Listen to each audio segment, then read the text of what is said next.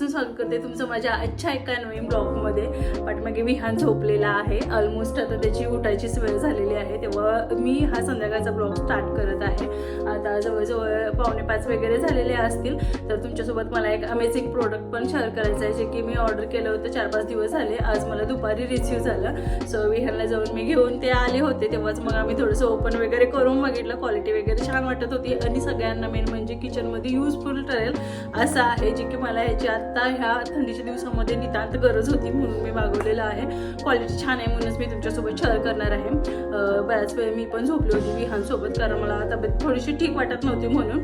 So उठली, छान fresh वगैरे झाली. फ्रेश वगैरे झालं की मग थोडंसं बरं वाटायला लागतं, नाहीतर मग असंच राहिलं की मग ते आपल्याला फील होत जातं की नाही मला काहीतरी होतंय, मला आजारी आहे असं वाटत जातं. म्हणून मग मी अगोदर छान तयार झाली. वरतून कपडे आणून ठेवलेले आहेत, त्याचे घडी घालून ठेवायचे आहेत विहान उठायच्या अगोदर. म्हणजे तुमच्यापैकी पण बऱ्याच जणांचं असंच होत असेल नाही काय, म्हणजे जी काही संध्याकाळची कामं आहेत ना ती आपली आपण म्हणजे कपडे आणण्यापासून मग झाडलोट करण्यापासून ह्या कामापासूनच संध्याकाळची सुरुवात होत असेल.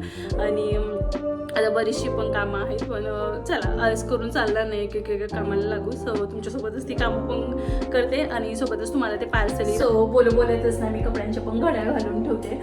तर फ्रीजवर तुम्हाला बराचसा पसारा दिसेल, पण इग्नोर करा. काय झालं ना, संडेच्या दिवशी यांनीच सकाळी साफसफाईला सुरुवात केली होती. म्हणजे त्यांचं असं काही ते पूर्ण हे नव्हतं, फक्त हे टेबल हे तेवढं क्लीन करायचं होतं.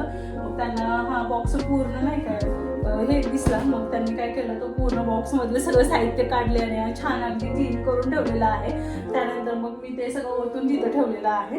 कारण काय होतंय ना, विहान सतत टेबलवर चढायला लागलेला आहे आणि मग मला पण थोडंसं बरं वाटत नव्हतं. मग मी म्हटलं ते तिथंच ठेवून देते म्हटलं, कारण विहान सतत चढेल, त्यापेक्षा म्हटलं की ते राहू दे 2-1 दिवस तिथं आणि नंतर मग जे आहे ते मी निवांत ठेवेन म्हणून. पण आज मला असं झालं की सकाळपासून थोडाही वेळ भेटला नाही, त्यामुळे परत ते राहिलेलं आहे. उशांच्या गौरी वगैरे सगळंच आज मी धुवून टाकलेलं होतं.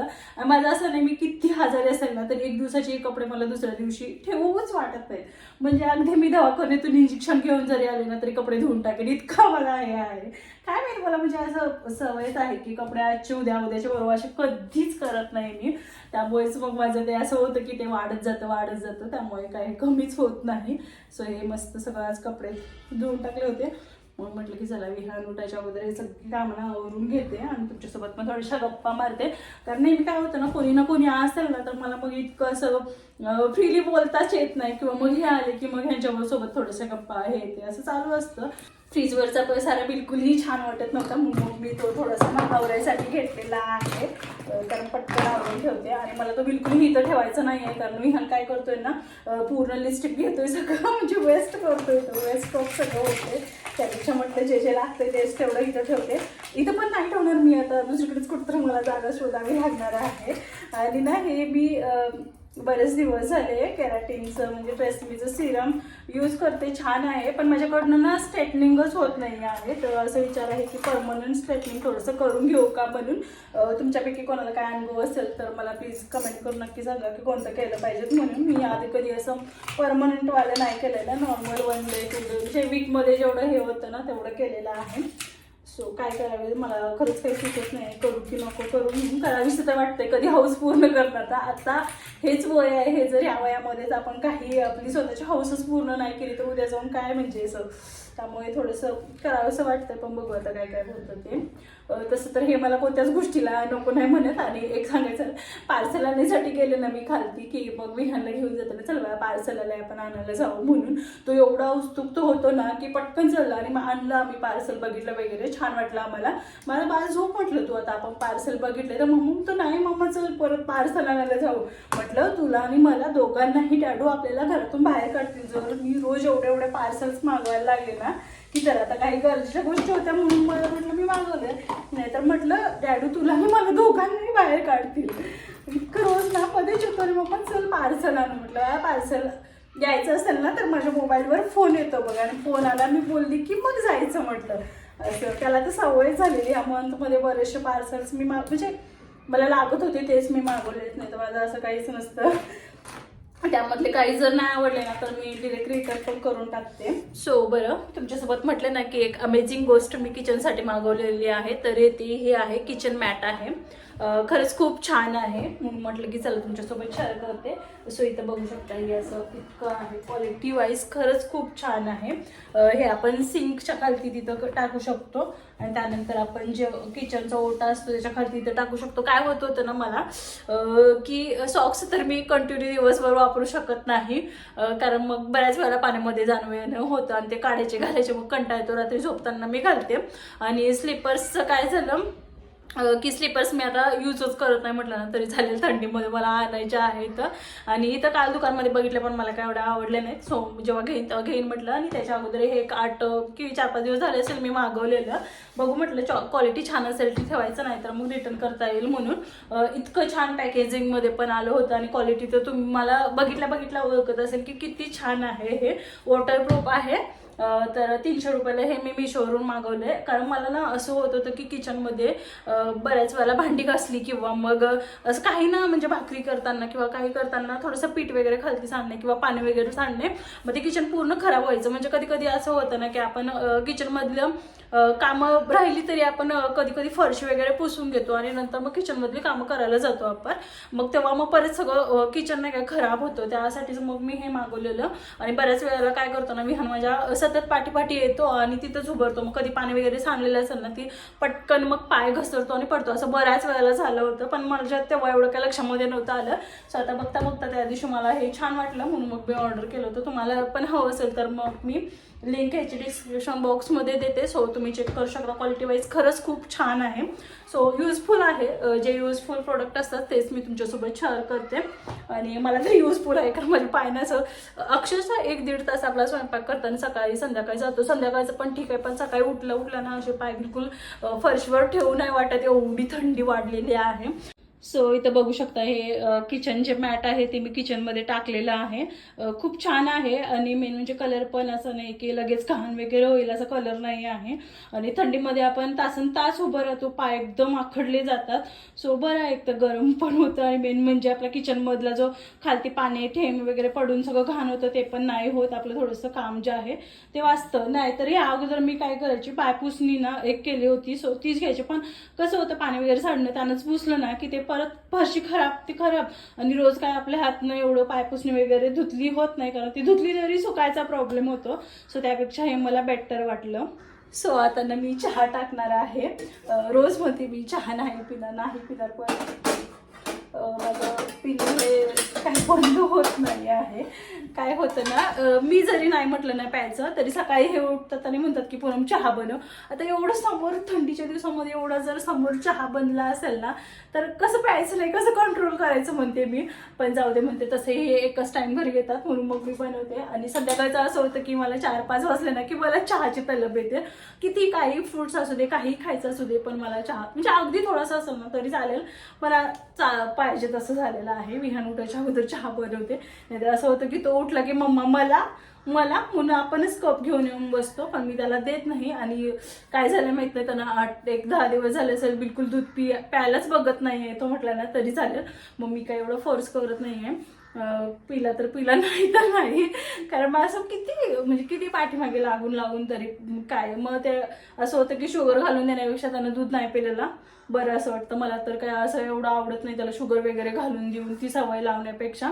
जर कधी परत त्याची इच्छा झाली तर त्याचा तो पिईल. मग मी काय करते, दुपारच्या टायमिंगला मी जेव्हा ताक माझ्यासाठी बनवते ना, सो तेव्हाच मग त्यालाही थोडंसं ताक बनवून देते, मग तोही ताक पितो.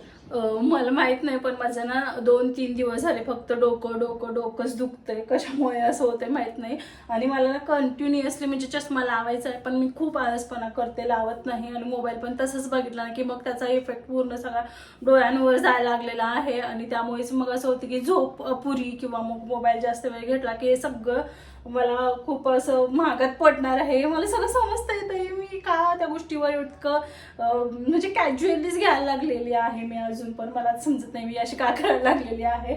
कधी म्हणते ना मी पूर्ण दिवसभर मोबाईल घेणार नाही म्हणते आणि झोपताना जास्त नाही घेत मी, पण दिवसभरामध्ये सतत जाणे, मोबाईल चेक करणे एवढं माझं चालूच होतं.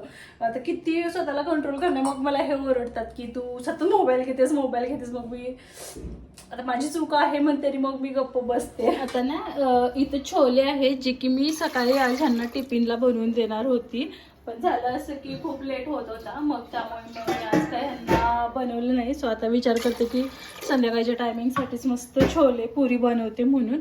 सो त्यामध्ये ना छोले शिजत टाकताना अगदी मी थोडीशी हळद टाकते आणि चवीनुसार थोडंसं मीठ टाकते. छान लागतात छोले असं हे केलं की. आणि त्यानंतर मग तेजपत्त्याची 2 पानं घेतलेली आहेत, 2 मिरी आणि 2 लवंग. हे मसाला टाकून ना शिट्ट्या काढून घेतल्या ना की मग छान होतात छोले. सो आता थोडंसं लवकरच स्वयंपाकाला लागते मी, थोडंसं कुकर अगोदर लावून घेते. सो माझा पुरी बनवायचा असं काही एवढा येते.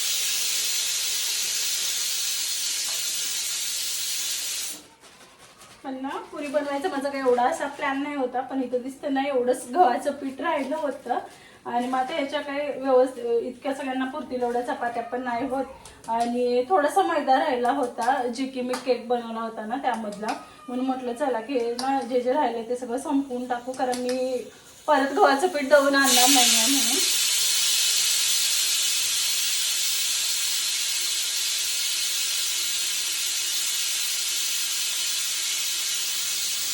सो 5-6 शिट्ट्या झालेल्या आहेत. थोडंसं तेल गरम करायला ठेवलेलं आहे आणि अगदी ना थोडीशी साखर टाकते मी पुरी बनवताना, कारण कलर बघा साखर टाकली ना कलर पुरींना खूप छान येतो. आणि त्यानंतर चवीनुसार थोडंसं मीठ टाकते, कलर खूप छान येतो, मग फुगतात पण मस्त. आणि त्यानंतर थोडंसं गरम तेलाचं घालते मी, जास्त नाही घालत, नाही तर मग पूर्ण नाही काय होतं पूर्ण तेल कसे तेलकट होतात, त्यापेक्षा मग थोडंसं घालायचं आणि सगळं छान जुळून घ्यायचं.